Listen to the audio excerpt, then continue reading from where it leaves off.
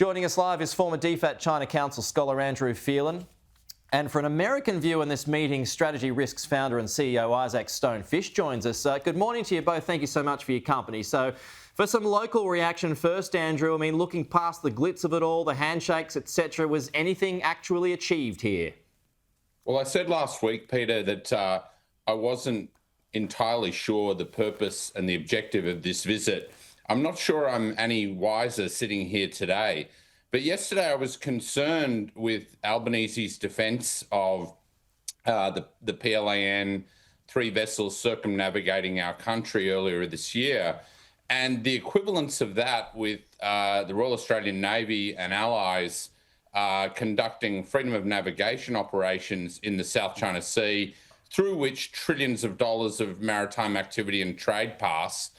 And, the PLAN going way out of its way to come way down here to the Tasman Sea and do live fire exercise, which were clearly designed as a shot across the bow to make Australia pay attention. Furthermore, in terms of obeying or ignoring international law, we just passed the anniversary of the 2016 arbitral finding on the South China Sea, which Beijing summarily ignored.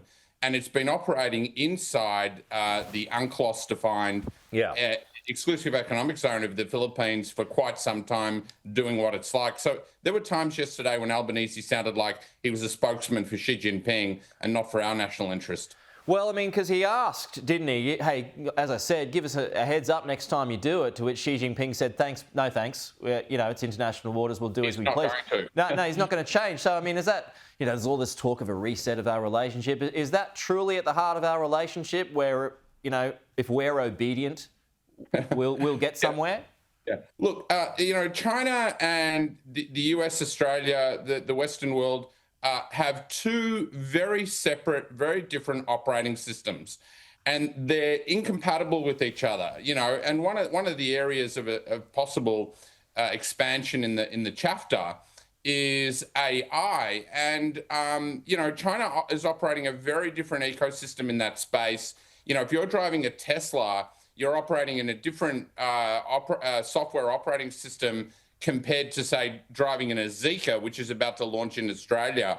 And the US and China are going to be competing for data, and huge amounts of data, and how that can be used, how that can be weaponized. And furthermore, I would add that it makes no sense for Australia to be cooperating with China on AI, as some scribes here have suggested, when it's a complete surveillance and censorship state. Yeah. Let's go to you, Isaac. Good to see you, by the way. Thanks for your time this morning. So, I mean, no doubt the White House would be curious about the goings-on in Beijing at the moment. What do you think is the US view of this meeting, if anything? I think the United States understands that countries the world over are trying to balance between China and the US, but I don't think the White House loves that, and certainly I don't love that. And I think there's a lot of frustration with countries around the world that have as their most important security partner the United States and their most important economic partner, China. And countries often think, and I think Australia sometimes falls into this trap, that Beijing just wants an economic relationship, or that it has no strings attached deals. But I think folks should really understand all of the heavy strings that come into engagement with Beijing and make sure that they're pricing that into their deliberations. So just elaborate on some of those heavy strings. Some of it is on Taiwan and on the United States doesn't recognize Taiwan as a country, but it supports Taiwan a lot more than most other countries do. And Beijing leans on countries like Australia to move further away from Taiwan. It's supporting Chinese dissidents. It's advocating for free speech in China. It's complaining about unfair trade practices. All of these things can put a country in the doghouse. Yeah, which we've been in the past. I mean, back to you, Andrew. The Premier, and this was an aside last night, this came after the meeting with the President, he wants better access now for Chinese businesses here. That would mean a watering down of foreign investment laws, which are unlikely, but is that one to watch? Absolutely it is, and that was entirely predictable. China definitely wants more access. What does that look like? I mean, yesterday I heard the Prime Minister say, we'd be signing various MOUs. Well, what are those MOUs and what are the contents of them? The other thing I'd like to point out is nobody in the travelling press pack yesterday questioned the Prime Minister on China's overt support for Putin's war on Ukraine, which has been going since the get-go. Now, the Prime Minister commented during the Voice referendum that the thing that kept him up at night was Russia's war on Ukraine. Well, why wasn't this discussed? And furthermore, China's also been a backer of Iran and its proxies in the Middle East. So, you know, the media pack that were travelling with the PM, I don't think there's one member of that media pack that has a China background, an Asia background, has done commerce in the region. And some of them are coming away with the impression that, you know, China, Australia are new buddies, you know, all is honky-dory, we're all doing free trade, we're going to hold hands and sing Kumbaya, which couldn't be further from the truth. Well, that's right. I mean, and you're going back to that point of they're just going to keep doing what they want anyway. China's going to keep doing what it wants anyway. Just going back to you, Isaac, I mean, there's been a bit of discussion lately, particularly when it comes to Elbridge Colby and this review on AUKUS that's taking place at the moment. What's your thoughts on his position in the region and where we are in his thoughts, where you think Australia ranks in his thoughts, the importance of us, I suppose, when he's being quite heavy-handed, it seems?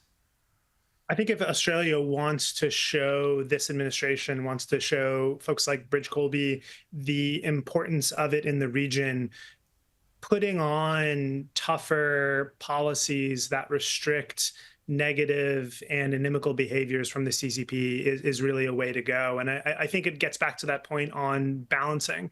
Countries cannot have their cake and eat it too. You can't trade so much with China and then outsource security to the United States and expect that to be the way things go. I think Bridge is pushing more for a focus on China as a national security threat. And I think there's real questions in the United States about what countries in the region are willing to do in the case that the Cold War between the United States and China turns hot.